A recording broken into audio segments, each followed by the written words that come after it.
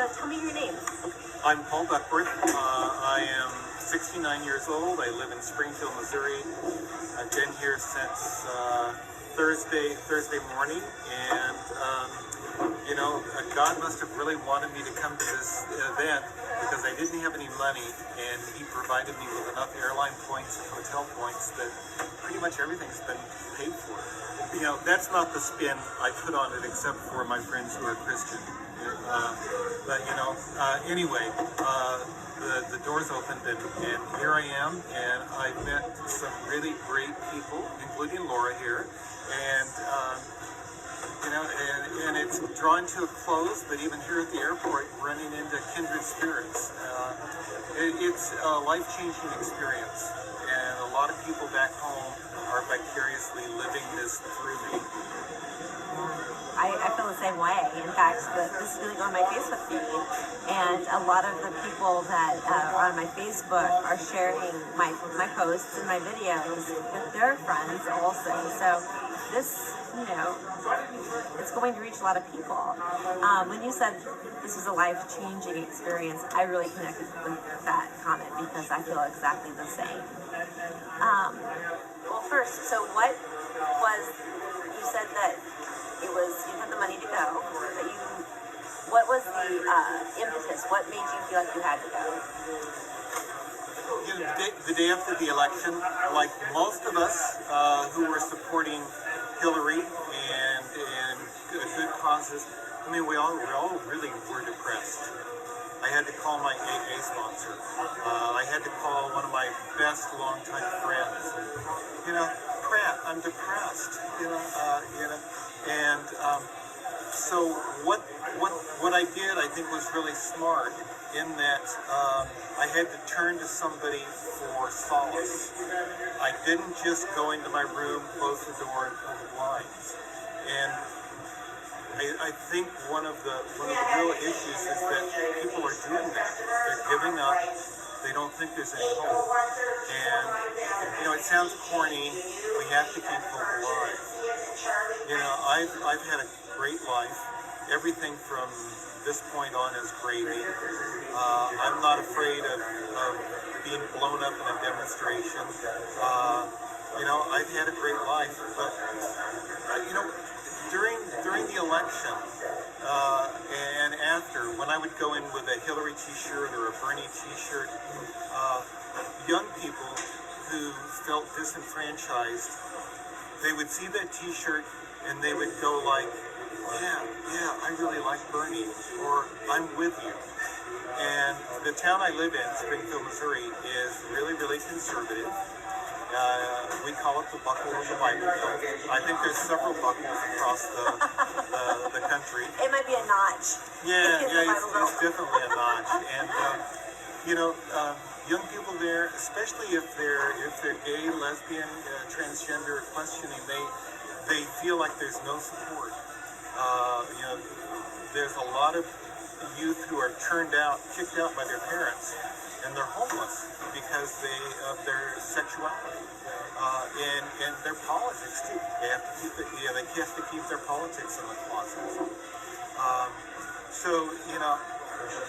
I came here because I can, and I came here because I want to represent the fact that some white guys are pro-women, they're pro-equality, they're pro-liberal, progressive causes, and that this Trump thing, as bad as it is, and as bad as it's going to get, it's not the end. This is the opportunity for a real uprising. And I don't mean armed, I mean an uprising of spirit. And that's not going to happen unless there's folks like you and me and others who are posting, who are stickering, who are connecting on a human level, right? Connecting, yeah. And so this I believe in something that comes from the Bible that's called bearing witness. And I'm not a Christian, I'm a Buddhist, but I grew up Christian, and I'll always have some of that in me. What is the true essence of Christianity. And a big part of that is bearing witness, that there is salvation. And I believe it's right here on earth. There's nothing else. And we are put here to live, to enjoy, to be happy. And there's no reason why we can't live in harmony. And it all goes back to perspectives and making choices and shutting ourselves off. And, like my teacher, Pema Chodron, says, we have walled our heart for such a long time that it is buried so deep, layer after layer after layer after layer. And, this is part of that process for people to rip off the layers, to allow their heart to come out, to let themselves feel and to be buoyed up, by people around them who have similar views, who are just, they're doing their thing and they're happy, and we lift each other's spirits up. This is the reason to come as well. It's for ourselves and for others, and it's for the future. Now, I don't have any kids, but there's a whole lot of people here who have children and grandchildren.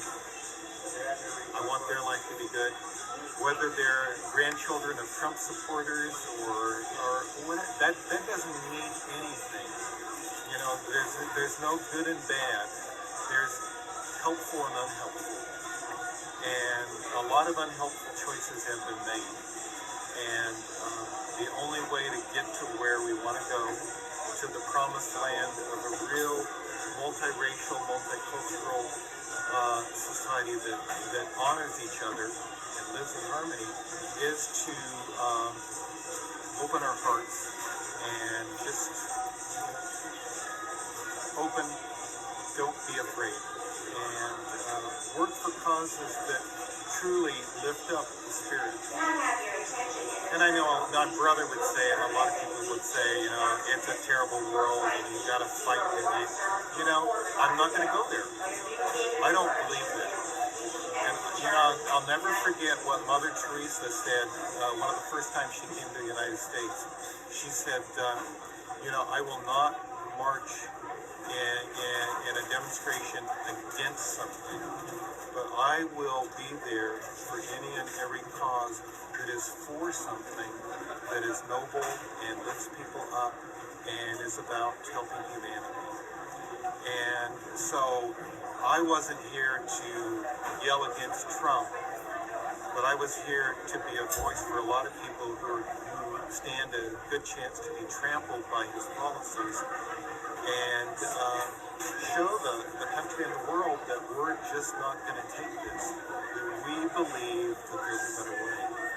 And for the Women's March, it's just like, most of my friends are women, and I don't know what it's like to be a woman and to have all the insults and second class. But I know that the only way to move forward is to support each other. And I'm here to support women, and glad that there's a lot of men here.